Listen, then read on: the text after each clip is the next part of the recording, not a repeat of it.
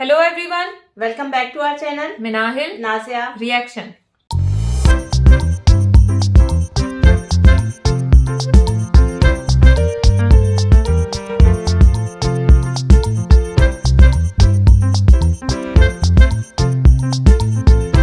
आज इस वीडियो में हम रिएक्शन देने जा रहे हैं। इसका टाइटल है वीडियो का टाइटल है India and Taliban played such a game that Pakistan cried bitterly और इनके चैनल का नेम है जी इंडियन मीडिया लेटेस्ट।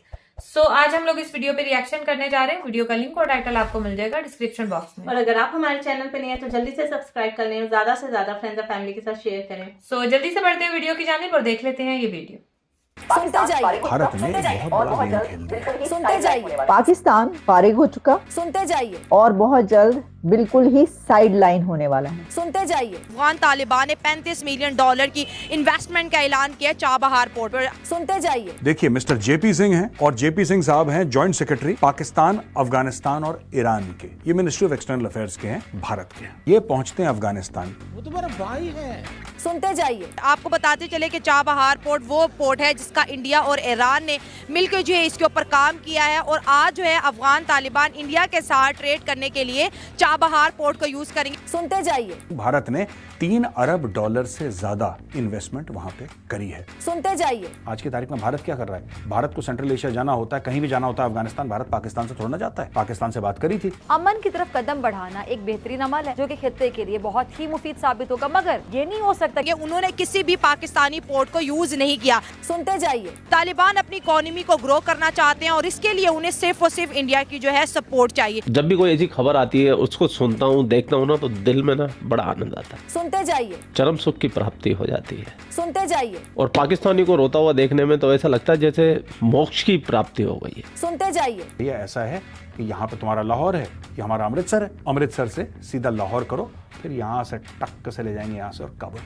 सुनते जाइए, हम लोग ट्रेड करेंगे, तुम्हें भी पैसा देंगे। इन लोगों ने मना कर दिया। सुनते जाइए, दूसरी जानिब अगर ईरान की बात करें तो ईरान भी पिछले महीने की अगर बात करें तो 2 अटैक्स इस वक्त पाकिस्तान पर कर चुका है। सुनते जाइए, ना हमारे अफगानिस्तान के साथ ताल्लुकात बेहतर है, ना ही इंडिया के साथ और ना ही ईरान के साथ। सुनते जाइए, इन सूरत हाल में आखिर पाकिस्तान को अपने सर्वाइवल के लिए क्या करना पड़ेगा, ये बहुत बड़ा सवाल है दोस्तों। इन लोगों ने भारत को ये बोला कि नहीं, इसमें तो तुम्हें फायदा होगा। भारत ने बोला फायदा तो तुम्हें भी होगा। उन्होंने बोला नहीं। पाकिस्तान खामोश रहे और खामोशी से जो तिजारत है वो शुरू कर दे। ऐसा नहीं हो सकता। हम नुकसान झेल लेंगे, लेकिन भारत को नुकसान जरूर पहुंचाना है। नरेंद्र मोदी के खत के जवाब में ये बात क्लियरली बता दी, वाजे कर दी कि बेहतर ताल्लुकात के लिए मसला कश्मीर समेत तमाम अहम मसाइल का हल बहुत जरूरी है। ये पाकिस्तानियों का एक नेगेटिव माइंडसेट है। साफ लफ्जों में कह दिया है कि मकबूजा कश्मीर की जब तक आईनी हैसियत को बहाल नहीं किया जाता कोई तिजारत नहीं होगी। तो भारत ने बोला ठीक है, तुम एक काम करो, तुम चुनचुने के साथ खेलो।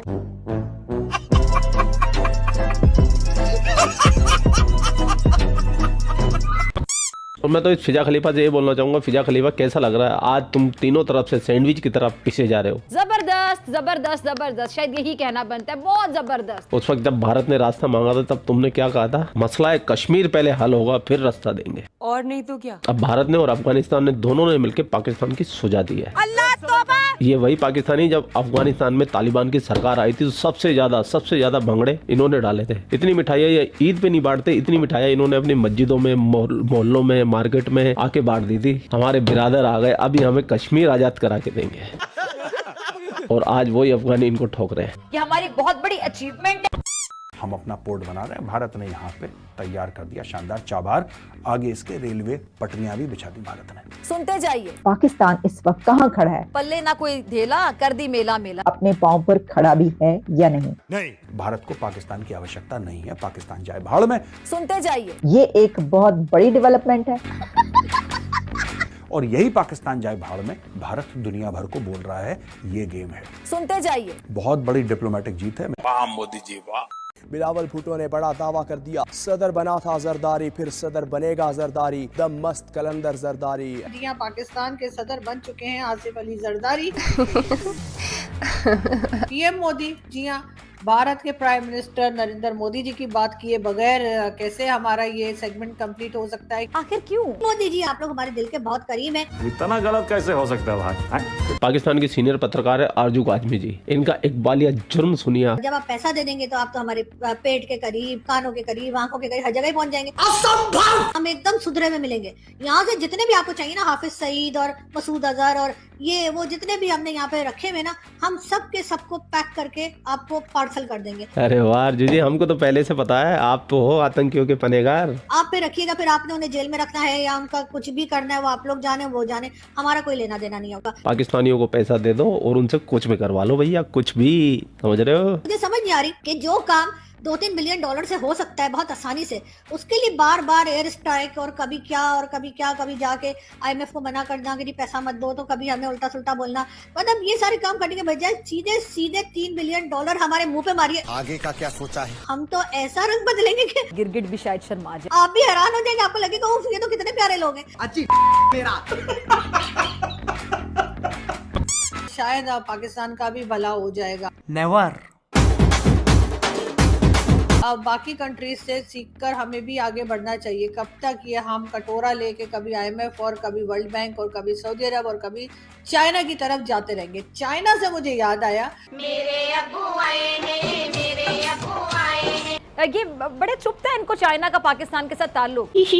आप इस्लाम को, वो लोग कह रहे हैं कि इस्लाम को और चीनी बनाओ, उसको चाइनीज बना दो, उसमें चाइना का फ्लेवर हो, उसमें एक चाइना की खुशबू हो, चाइना की महक हो।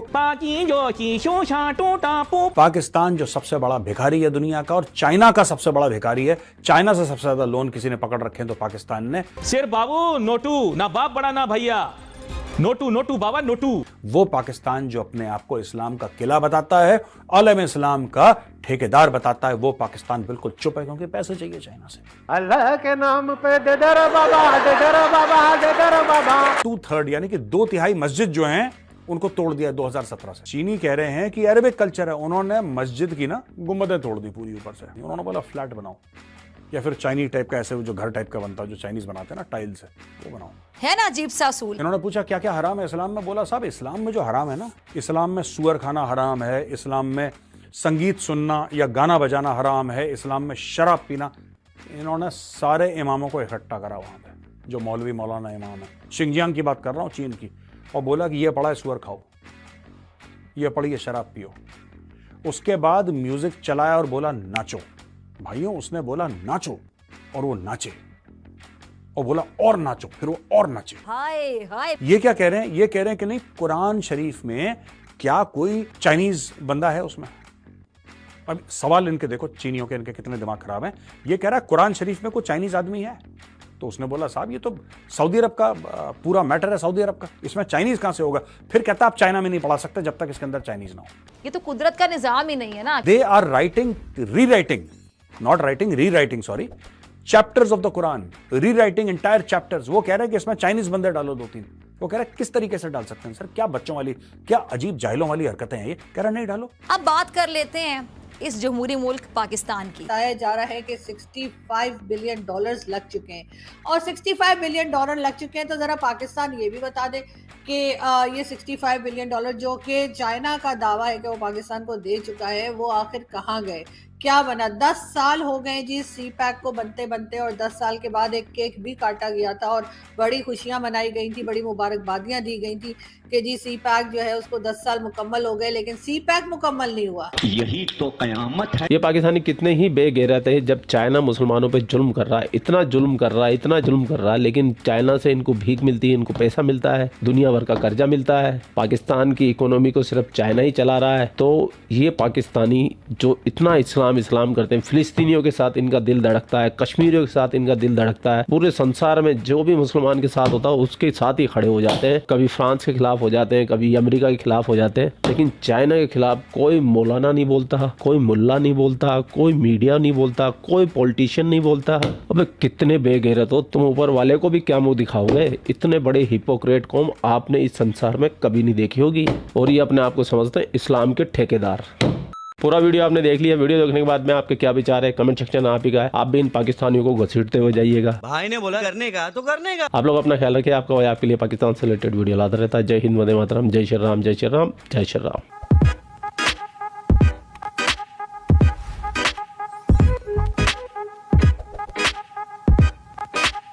वीडियो हम लोगों ने वॉच की और सबसे पहले मैं यहाँ से बात शुरू करूंगी कि चाइना के साथ पाकिस्तान की बहुत बनती है। हालांकि चाइना में ये हो रहा है, कुरान के साथ ये कर रहे हैं, या बाकी जो एक और बात मेजर साहब सर ने बताई थी, तो मैं यही कहूंगी कि यार चलो ईरान के साथ भी अभी इनके ताल्लुकात मतलब ऐसे ही डामाडोल से ही चल रहे हैं।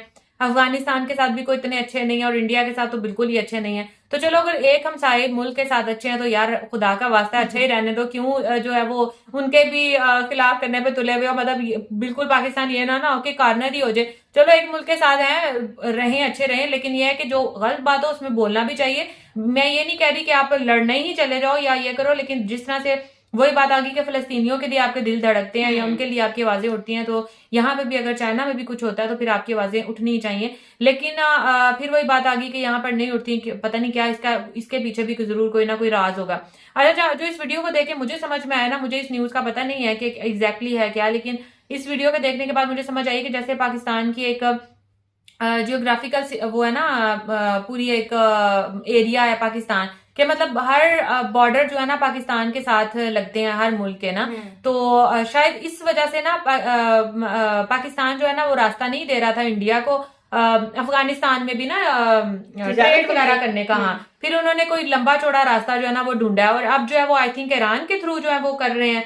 मुझे ऐसा लग रहा है कि अब अफगानिस्तान जो है ना वो भी इंडिया के साथ मिल गया है और जैसे वो कहते हैं ना कि अपनी यहाँ पर सारे वो चीजें बना रहे हैं, अपने अड्डे शड्डे जो है ना वो बनाए जा रहे हैं। तो बहरहाल इनको ये था कि अफगानिस्तान जो है ना वो इनका साथ देगा, एक तो है भी इस्लामी मुल्क है तो भाई हमारे साथ ही होगा। लेकिन सारे ही देखने में अगर हम लोग देखें ना तो सारे इस्लामी मुल्क जो है ना वो इंडिया के साथ हो रहे हैं, ट्रेड उनके आपस में चल रही है। मतलब मैं ये कहती हूँ कि यार आप अंदर से जिस तरह भी हो ना, आप बेशक अंदर से ना किसी को नहीं भी अच्छा समझते, लेकिन आप ऊपर से यार ये जो मुल्की मामलात होते हैं या जो दुनियावी मामलात है वो तो चलाओ ना। अब ये ट्रेड वगैरह बंद करने का क्या मकसद है? वही कि मसला कश्मीर पहले इसको सॉल्व करो, वो तो होना है नहीं। वो और रास्ते ढूंढ लेंगे अपने ट्रेड के, जाहिर सी बात है उन्होंने तो रुकना नहीं, उन्होंने दुनिया के साथ चलना है। और हम जो है ना सिर्फ एक कश्मीर को ले करना, हम कोई इतने बैक स्टेप पे जा रहे हैं ना कि जिसका कोई अंदाजा भी नहीं लगा सकता।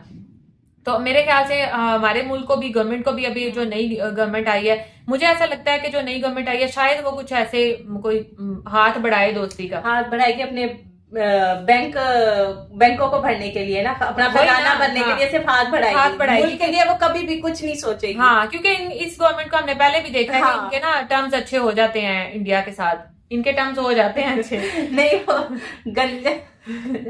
वो नवाज शरीफ था ना तब तो अभी भी उन्हीं की फैमिली नहीं, तब नवाज शरीफ की दफा इनका वो कौन सा इंडिया का था पीएम था, वाजपेयी था आई थिंक। नहीं नरेंद्र नहीं यार, वो जिसकी ब्लू कलर की पगड़ी होती थी, उनकी कोई शादी भी थी तो ये लोग जो अटल बिहारी वाजपेयी थे ना, वही आए थे। नहीं यार, वो ब्लू कलर की जिसकी पगड़ी थी वो पगड़ी अपनी, अच्छा वो सिद्धू कौन, ये ग्लासेस लगा, मुझे बहरहाल नाम नहीं आ रहा। उनके साथ इनके फैमिली टर्म्स थे, शादियों में भी गए हैं। मुझे आप लोग कमेंट में बताना नाम। वो उनकी ब्लू कलर की पगड़ी, वो ग्लासेस लगाते थे, मुझे भूल गया। नहीं, इन्हीं की गवर्नमेंट थी जब अटल बिहारी वाजपेयी भी आए थे और जब ये भी इन्होंने भी विजिट किया था और फिर इनके टर्म्स भी अच्छे हो गए थे। लेकिन बाद में पता नहीं फिर क्या हुआ था, जब परवेज मुशर्रफ जब सदर थे तो फिर इन्होंने जो है ना वो पता नहीं कारगिल किया था या क्या किया था, बहरहाल जो भी है। लेकिन अभी इनको चाहिए कि टर्म्स अपने अच्छे करें भाई। दुनियावी हमें कुछ लेना देना नहीं है, दुनियावी मामला बेहतर करें। कश्मीर का जो मसला है वो उन तक उधर ही रहने दें। जब उन लोगों को कोई मसला नहीं है, वहां का जो कश्मीर है वहां पर इतनी डेवलपमेंट हो रही है, मसला सिर्फ हमारे वाली साइड का है। आप लोग भी वहां पर डेवलपमेंट करो, आप लोग भी दूसरे मुल्कों को कहो कि यहाँ पर इन्वेस्टमेंट करें, आप लोग वहां पर डेवलपमेंट करो। आपको कौन, जब उनको कोई नहीं रोक रहा तो आपको भी कोई नहीं रोकेगा ना। आपने तो वहां पर ना जाना है, ना देखना है, ना कुछ वहां पर करना है, और फिर आपको के पास आ जाता है जी मसला कश्मीर। उसकी वजह से आपने पूरे पाकिस्तान को दाव पे लगाया हुआ है। तो बस यही एंड पे कहूंगी कि हमें भी अपने मसाइल जो है वो एक साइड पर रखकर दुनियावी जो चीजें हैं ना उनमें आगे बढ़ना चाहिए। अपने बाकी सिर्फ वो कहते हैं ना एक खित्ते के लिए आप बाकी जो 3 कोने हैं मुल्क के उनको आप नजरअंदाज कर रहे हो एक कोने की वजह से, तो ये नहीं होना चाहिए। बाकी लोगों को भी उनके हक जो है वो मिलने चाहिए। बिल्कुल। अच्छा मैं समझती हूँ कि ये जो मसला कश्मीर है ना, ये एक ऐसा मसला है जिस पे पहले भी एक दफा हम बात कर चुके हैं। ये वो ऐसा कांटा है ना जो उगला जा रहा है ना निगला जा रहा है, लेकिन इसके पीछे ना हम पाकिस्तान को वो बहुत पीछे लेके जाए जा रहे हैं। अपने हमारे जो ताल्लुकात है, सिफारती ताल्लुकात है ना, वो किसी मुल्क के साथ अच्छे हैं, और अगर मुल्की हालात की बात कर लें तो वो भी बिल्कुल अच्छे नहीं है। लेकिन हमने वो कहते हैं ना अपनी अना पे अड़े में कि हम मसला कश्मीर हम अपने हाथ से जाना कैसे दे सकते हैं, लोगों को हमने क्या मुंह दिखाना है। भाई लोग इधर भूख से मर रहे हैं, तुम लोग उनकी कोई फिक्र नहीं है कि अगर हम इनके लिए ट्रेड इंडिया से कर लेंगे या दूसरे ममालिक से कर लेंगे या दूसरे ममालिक के साथ जो हमारे जो नेबर कंट्रीज है उनके साथ अपने ताल्लुकात अच्छे कर लेंगे तो कितने फायदे होंगे, लोगों को कितने रोजगार मिलेंगे। आप इस चीज को नहीं देख रहे, आप सिर्फ कश्मीर के मसले को जो है वो लेके बैठे हुए हो, और इसे मुल्क की कितनी तबाही हो रही है, लोग कितने बेचारे वो बेरोजगार हो रहे हैं, ये चीज आप लोगों को है वो नजर नहीं आती। और जो मेजर सर ने बात की कि चाइना ने जो है वो इतनी सारी चीजें रख दी और सारे मौलवियों को बुलाया, और फिर उनकी जिद देखो चाइना वालों की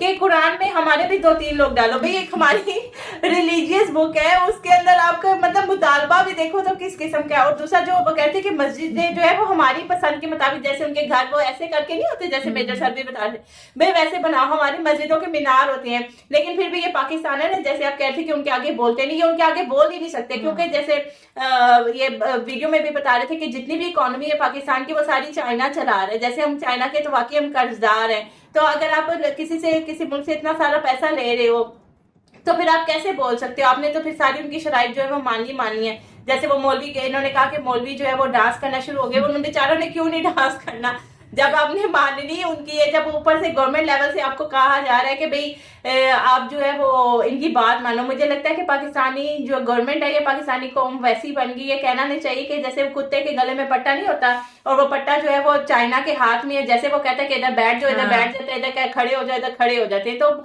ये हालात हो गए। और जैसे इन्होंने कहा कि हमारे ईरान के साथ भी ताल्लुकात अच्छे नहीं है, यार वो एक इस्लामी कंट्री है, चलो इंडिया के साथ बनता है कि वो एक नॉन मुस्लिम कंट्री है, लेकिन अफगानिस्तान और ईरान इनके साथ तो अपने ताल्लुकात अच्छे रखने चाहिए, हमारे उनके साथ भी ताल्लुकात जो है वो अच्छे नहीं है। तो पाकिस्तान ने बस अपनी एक जिदबाजी में, कश्मीर की जिदबाजी में ना पता नहीं कहां से कहां जो है वो मुल्क को ले जाना है। बिल्कुल ले गए हुए हैं बल्कि।